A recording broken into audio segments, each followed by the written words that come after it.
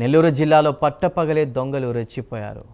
దుత్తలూరులోని ఆంజనేయ స్వామి ఆలయం సమీపంలో ఓ ఇంట్లోకి చొరబడి నగదు, బంగారం ఎత్తుకెళ్లారు. వరికుంటపాడు మండలంలోని మరో ఇంట్లో అందిన కాడికి దోచుకున్నారు. ఘటనా స్థలిని పోలీసులు పరిశీలించారు. వరుస చోరీలపై వివరాలను సేకరించారు.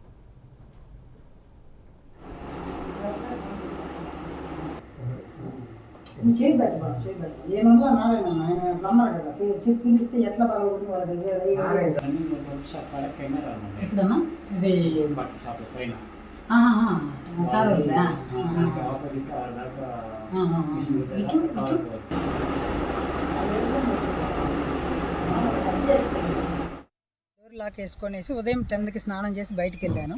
మళ్ళీ 2 గంటలకు ఇంటికి వచ్చి చూసేలోపు గేట్ తాళం, మెయిన్ డోర్ తాళం పగలగొట్టున్నారు.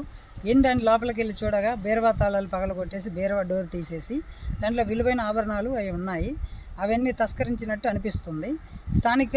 ఇవన్నీ చూసిన తర్వాత స్థానిక ఎస్ఐ గారికి మేము ఫిర్యాదు చేయడం జరిగింది. వాళ్ళు వచ్చి ఎంక్వైరీ చేస్తామని చెప్పారండి.